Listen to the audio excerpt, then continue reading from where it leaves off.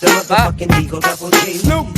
eto, lumulutang rin sa mga intel ngayon na meron palang binanggit sa NBI itong si Diskaya kung bakit siya biglang lumutang, bakit bigla siyang sumuko, bakit bigla siyang nagpunta sa National Bureau of Investigation para isuko ang kanyang sarili kahit wala pang warrant of arrest, 'no? Kaya ang nagtaka ang lahat, nagduda ang karamihan.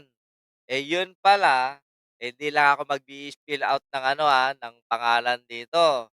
Meron pala siyang binanggit sa kanyang affidavit. Bitin, mangyari kaya na kung ang mga Duterte ay singaw na lang sa politika ni Amy ay, ano yun? Ay mag-public apology kay BBM?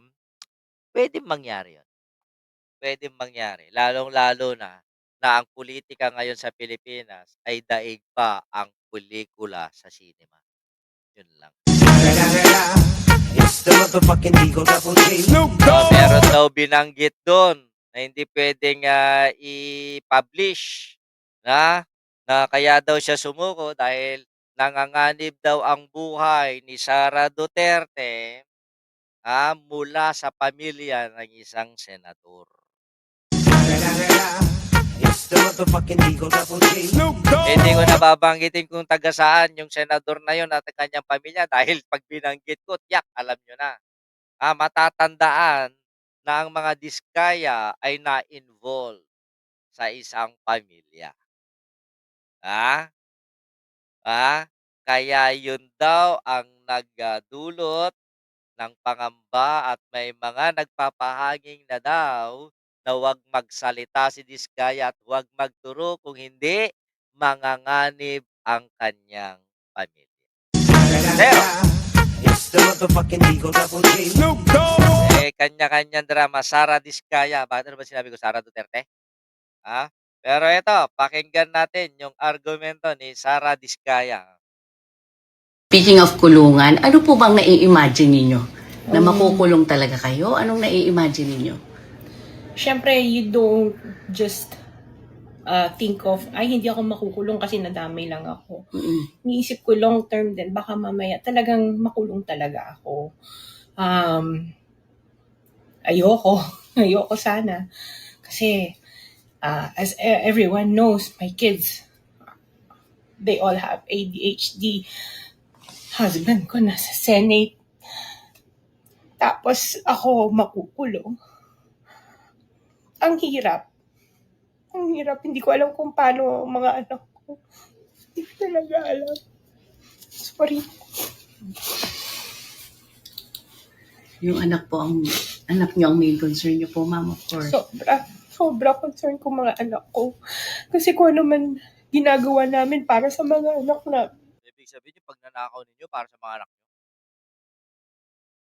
Yung pangungurap ninyo para sa mga anak nyo? Yung hindi nyo paggawa ng proyekto kahit na may bayad na mula sa gobyerno para sa mga anak nyo? No. Tapos biglang ihihiwalay ako sa mga anak ko. Yun yung pinakamahirap Drama? na mahiwalay sa mga anak. So, Samantalang yung anuhan nila yung, pera ng taong bayan, bumibili sila ng sasakyan, hindi nila naisip yan, no, hindi nila naisip na yung mga kababayan na natin na nalulunod sa baha, namamatay sa baha, nalulugi dahil sa baha dahil sa kagagawan nila. Ngayon, kailangan nating kaawaan ng mga diskaya? No way, ang kaawaan natin yung mga patuloy-tuloy na nalulubog sa baha dahil sa kahayupang ginawa ng mga diskaya at mga kaalyado nilang politiko. Na ako'y nananawagan, huwag niyong kaawaan 'to. Namuhay ito ng marangya gamit ang pera nating lahat, okey? 'Di ba? Kaya ito ngayon drama-drama na lang dahil nagpapapiling biktima na lang itong mga mantakin mo, isipin mo 'to, paano kung nanalo itong mag-asawa na 'to, diyan sa may Pasig? Sa tingin niyo mananagot 'tong mga 'to? Hindi, 'di ba? Di si Marcoleta na lang po yung nagmamakaawa sa mga diskaya ngayon. Wala, tahimik ngayon si Marcoleta. ibang issue ngayon ang, tinitira ngayon o inaatupag ni Marcoleta para pagtakpan ang kanyang kasinungalingan. Ngayon ang tanong dito, sino sa akala ninyo yung pamilya ng isang senador na nagbabanta sa buhay ng mga diskaya?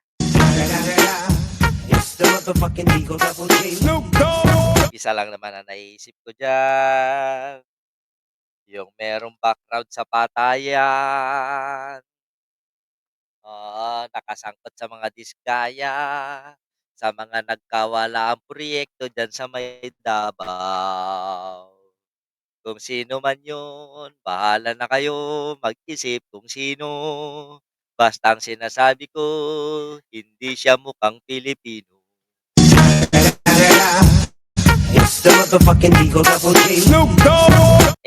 Alien. Marami na palang ano, Nestor Tabanaw, Jerry Viloria, yung mga nasa Facebook. Ako din malamang. Sabi dito, sabi dito ni ano ni Arvin J. Vlogs, ako din malamang yung pangalan niya ay pangalan ng isang kumpanya. Okay. Sabi dito, kasalanan mo yan kasi gumawa ka ng mali.